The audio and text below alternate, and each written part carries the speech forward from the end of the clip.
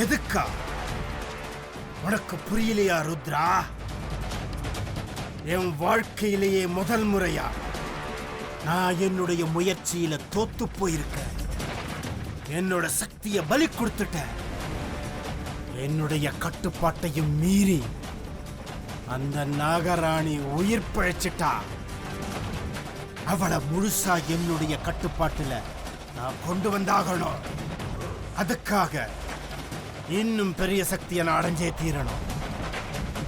அவளை காப்பாத்திக்கிட்டு இருக்க சக்தி எதுன்னு தெரிஞ்சுக்கிறதுக்கு எனக்கு இதை விட பெரிய சக்தி கிடைச்சாகணும்.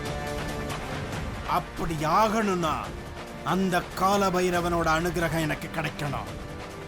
அப்படி கிடைச்சா மட்டும்தான் அந்த நாகராணியை நான் அழிக்க முடியும். அவளை காப்பாத்திக்கிட்டு இருக்க சக்தியை என்னால முழுசா அழிக்க முடியும். இப்ப உனக்கு புரியுதா எதுக்காக நான் இந்த பஞ்சாக்னி தவத்தை செய்யறேன்னு? சரிங்க பாபா, நீங்க இந்த பஞ்சாக்கினி தவத்தை செஞ்சு இன்னும் பல சக்திகளை அடைவீங்க. அதுக்குள்ள அந்த நாகராணி எங்க ஒளிஞ்சிட்டு இருக்கான்னு கண்டுபிடிக்க நான் முயற்சி பண்றேன். அதுக்காக என் ஆளுங்களை துர்காபுரத்தை சுத்தி இருக்கிற எல்லா கிராமங்களையும் தேட சொல்லி அனுப்பியிருக்கேன் பாபா. இந்த வாட்டி நிச்சயமா அந்த நாகராணி நம்ம கையில சிக்குவா. இனிமேல் அவ என்கிட்ட இருந்து தப்பிக்கவே முடியாது. ஏ நாகராணி, எங்க ஒளிஞ்சுக்கிட்டு இருக்க? வெளியே வா. பைரவ பாபாவோட சிஷ்யன் உன்னை கொல்றதுக்கு காத்துக்கிட்டு இருக்க. வா, வெளியே வா.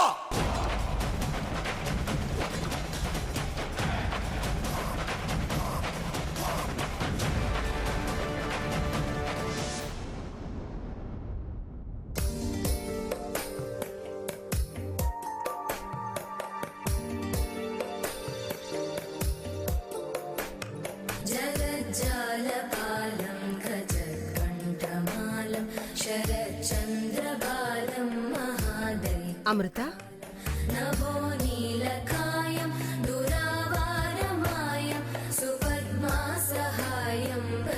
அமிர்தா, நீ இங்கேயே கோவில்ல பிரசாதத்தை வாங்கிக்கிட்டு பிரதட்சணம் பண்ணிட்டு இங்க பக்கத்திலேயே ஒரு ஜோசியர் இருக்காரு. நாங்க அவரை பார்த்துட்டு சீக்கிரம் வந்துடுறோம்.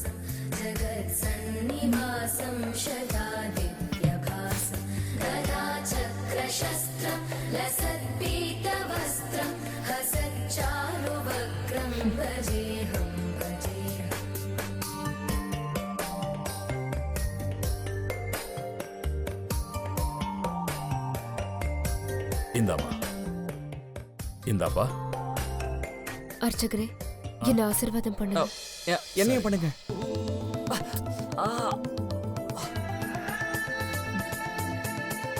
ஆயுஷ்மான் பவ, சீக்கிரமேவ சந்தான பிராப்திரஸ்து.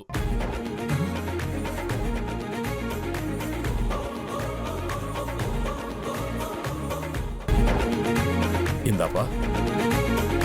அர்ச்சகரே, என்ன ஆசீர்வாதம் பண்ணுங்க. என்னையும் பண்ணுங்க.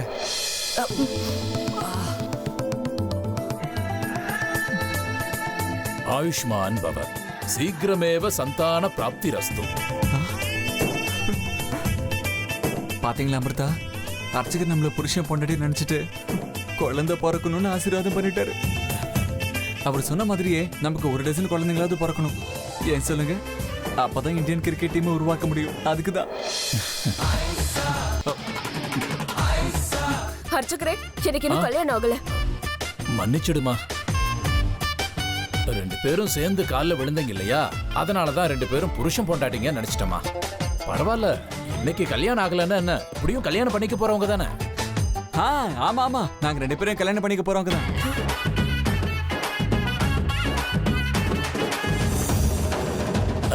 சீக்கிரமேவ கல்யாண பிராப்திரஸ்து.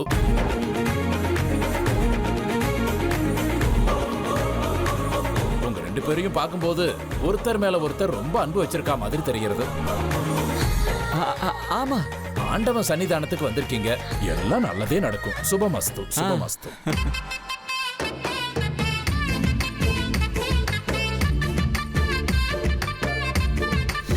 அமிர்தா,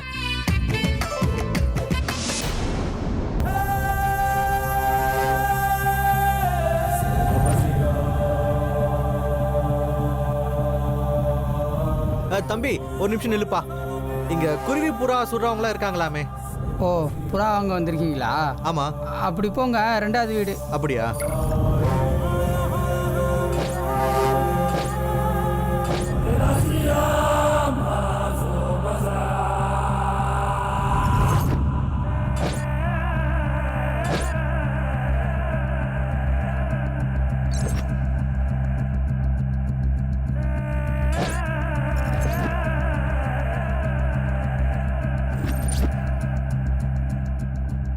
ஐயா, நீங்க தான் அந்த குருவி புறால சுடுறவரா? ஆமாங்க. எனக்கு புறா வேணும். எவ்வளோன்னு சொல்லுங்க. ஒரு ஜோடி 500 ரூபாய் ஆகும். அப்படியா? ம். எனக்கு பாம்பு வேணும், கிடைக்குமா? பல்ல புடுங்காத விஷப்பாம்பு. என்ன சாமி இப்படியெல்லாம் கேட்குறீங்க? பாம்பு பிடிக்கிறதெல்லாம் நாங்கள் எப்போவோ விட்டுட்டோம். வெறும் குருவி புறான்னு சுட்டு வயிற்று பொழப்போ ஓட்டிக்கிட்டு இருக்கோம். இதை பாரியா, பறவைகளை சுடுறதும் தப்பு தான், பிடிச்சி உள்ள தூக்கி போட்டுருவானுங்க. இது பாரு, எனக்கு பாம்பு பிடிச்சி கொடு, கை நிறைய பணத்தை கொடுக்குறேன். அதெல்லாம் முடியாது சாமி. போலீஸுக்கு தெரிஞ்சா உள்ள தள்ளிடுவாங்க. ஒரு தடவை பாம்பை பிடிச்சி போலீஸுக்கிட்ட மாட்டிக்கிட்டா போதும், 3 வருஷம் கம்பி எண்ணணும், தெரியுமா? அதான் கை நிறைய காசு தரேன்னு சொல்றேன்ல. சாமி, பாம்பு பிடிக்கிறதே தப்புன்னு சொல்லிக்கிட்டு இருக்கேன், திரும்ப திரும்ப காசு கொடுக்குறேன்னு சொல்றீங்க. இதை பாருங்க சாமி, நீங்க யாரு என்னென்னலாம் எதுவும் தெரியாது. ஆனா நான் பாம்பெல்லாம் பிடிக்கிறது இல்லைங்க, தயவு செஞ்சு போயிடுங்க. ஓஹோ, புரிஞ்சு போச்சு, விடு. நான் போலீஸ்காரனோ என்னமோன்னு சந்தேகப்படுறேன், அவ்வளவுதானே? இந்தா இதை பாரு, நான் பிஸ்னஸ் மேன், பார்த்துக்கோப்பா. அப்போ சத்தியமா நீங்க போலீஸ் இல்லையா? இல்லப்பா, சத்தியமா நான் போலீஸ்காரன் இல்ல. இப்பயாவது ஒரு நல்ல விஷப்பாம்பை பிடிச்சி தரியா? சரிங்க சாமி, உங்களுக்கு விஷப்பாம்பு நான் கொடுக்குறேன். ஆனா இந்த விஷயம் வேற யாருக்கும் தெரியக்கூடாது. அட என்னையா நீ? நான் தண்டோராவை போட்டு ஊரையே கூட்டிட்டு வரேன். ஊருக்கு நடுவில் ஒரு பெரிய கட் அவுட் ஃப்ளெக்ஸ் எல்லாத்தையும் போட்டு வைக்கிறேன். யாருக்கு பாம்பு வேணும்னாலும் இவரை கான்டாக்ட் பண்ணுங்கன்னு உன்னோட ஃபோன் நம்பரையும் போட்டு வைக்கிறேன். சும்மா சொல்லியா, தரையா தர மாட்டியா? கை நிறைய பணம் தரேன், கொடுக்குறியா? சரி, நீங்க என் கூட வாங்க. சரி வா.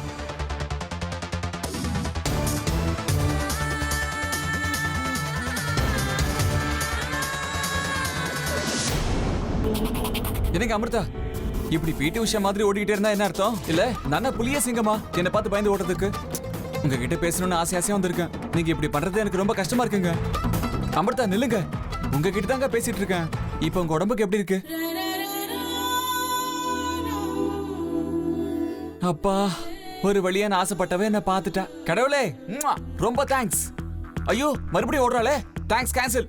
எங்க அமிர்தா நில்லுங்க. எங்க அமிர்தா நில்லுங்க. நீங்க உடம்பு சரியில்லாம துடிச்சிட்டு இருக்கும் போது நான் எவ்வளவு கஷ்டப்பட்டேன் தெரியுமா உங்களுக்கு? என்னதாங்க ஆச்சு உங்களுக்கு? டாக்டருக்கு கூட உங்க பிரச்சனை என்னன்னு புரியலையாமே. நீங்க பூஜை பண்ற இந்த சிவன் உங்க மேல கருணை காட்டியிருக்கான். அதனால தான் நீங்க இன்னைக்கு ஆரோக்கியமா இருக்கீங்க. என்ன வேணா இருக்கட்டும், நீங்க மறுபடியும் கோவிலுக்கு வந்துட்டீங்கல்ல, எனக்கு அதுவே திருப்தியா இருக்குங்க.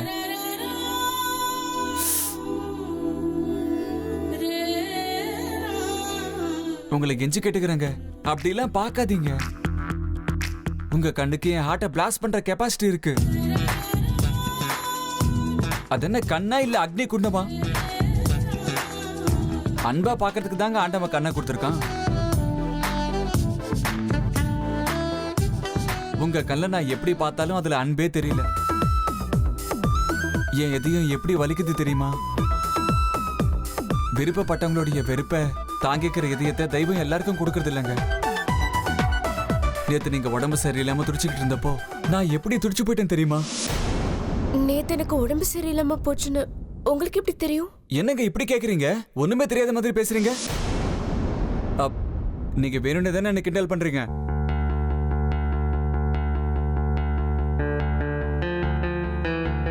எங்க அமிர்தா, நேத்து உங்க வீட்டுக்கு வந்து உங்க உயிரை காப்பாத்துனது நான் தாங்க.